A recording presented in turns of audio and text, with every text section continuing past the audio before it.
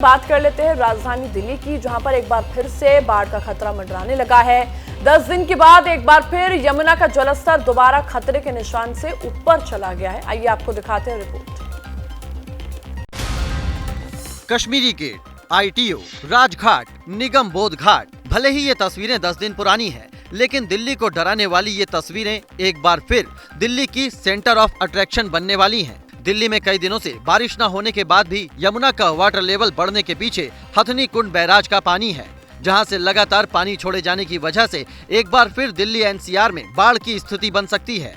शनिवार सुबह 11 बजे से हथनी कुंड बैराज से 2 लाख क्यूसेक पानी निकल रहा है, जिस वजह से आज सुबह 4 बजे यमुना नदी खतरे के निशान को एक बार फिर पार कर गई है। इससे पहले दिल्ली में यमुना के किनारों पर रह रहे लोगों को यमुना से दूर रहने की चेतावनी दे दी गई थी। इतना ही नहीं, मौसम विभाग ने उत्तराखंड और हिमाचल प्रदेश में अगले 3 से 4 दिन बारिश का अलर्ट जारी किया है। इसके अलावा पंजाब, हरियाणा और चंडीगढ़ में भी भारी बारिश की चेतावनी जारी की गई है। साथ ही यूपी के सहारनपुर से गाजियाबाद के रास्ते नोएडा जाने वाली हिंडन नदी भी उफान पर है।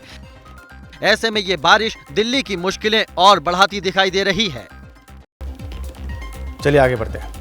अपने प्यार के नाम पर भारत से पाकिस्तान तक मशहूर हो चुकी सीमा हैदर की तबीयत खराब हो गई है। जासूसी के आरोपों को लेकर उससे लगातार पूछताछ की जा रही है, लेकिन उसने भारत में ही रहने की इच्छा जाहिर की और इसके लिए सीमा हैदर ने एक चौंकाने वाला काम किया है।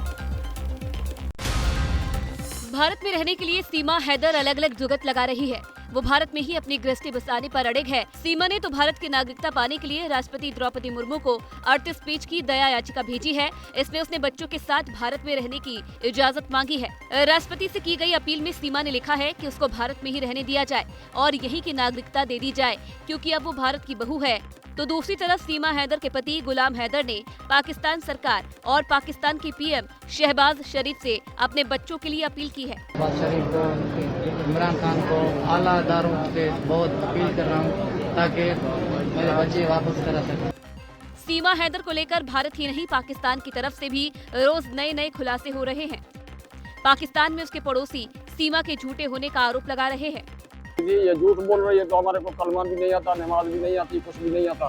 फिलहाल भारत में सीमा हैदर बीमार है और वो पाकिस्तान वापस जाएगी, भारत में रहेगी या फिर जेल जाएगी, इस सवाल का जवाब सिर्फ भारत सरकार ही दे सकती है।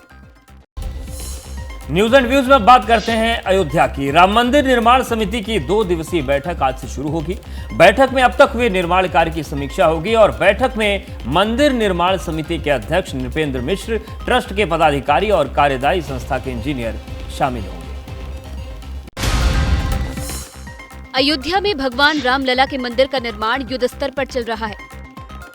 3 मंजिला इस भव्य मंदिर का निर्माण कार्य और अयोध्या के विकास का ढांचा साल 2025 तक पूरे होने की उम्मीद है। वहीं जनवरी 2024 में भगवान रामलला भव्य मंदिर में विराजमान होंगे। इसी लिहाज से 2023 तक मंदिर निर्माण कार्य पूरे किए जाने हैं। आपको बता दें कि मंदिर के प्रथम तल का कार्य पूरा हो चुका है। मंदिर के गर्भगृह और दीवारों पर देवी देवताओं की प्रतिमाओं की नक्काशी की जा रही है। भूतल में फर्श पर पत्थर लगाने का काम भी तेजी से पूरा हो रहा है। इसी के साथ रामलला की भव्य मूर्ति भी तेजी से आकार ले रही है। राम जन्मभूमि निर्माण समिति लगातार निर्माण कार्यों पर नजर बनाए हुए है। समय पर मंदिर निर्माण समिति निर्माण कार्यों की समीक्षा करती रहती है। वहीं आज से राम जन्मभूमि निर्माण समिति की 2 दिनों तक बैठक होगी, जिसमें निर्माण कार्यों की समीक्षा की जाएगी। साथ ही प्राण प्रतिष्ठा महोत्सव की तैयारियों पर चर्चा की जाएगी। बैठक में ट्रस्ट के पदाधिकारी और कार्यदायी संस्था के इंजीनियर भी शामिल होंगे। पत्रकारिता कोई इमोशन नहीं है, ना अपना कोई ज्ञान देना है और ना कोई विचार थोपना है। पत्रकारिता क्या है? पत्रकारिता का मतलब है सही जानकारी इकट्ठा करना और तथ्य बताना। पत्रकारिता आज जितने महत्वपूर्ण दौर में है, शायद पहले नहीं थी। इस दौर से निकलने के लिए सिर्फ सच दिखाने की जरूरत है, वो सच जो आपके हित को आगे रखे। इसलिए अब रात 9 बजे प्राइम टाइम नहीं होगा, ये आपका टाइम है। जगविंदर पटियाल के साथ देखिए पब्लिक इंटरेस्ट सोमवार से शुक्रवार रात 9 बजे सिर्फ ABP न्यूज पर। ABP न्यूज आपको रखे आगे।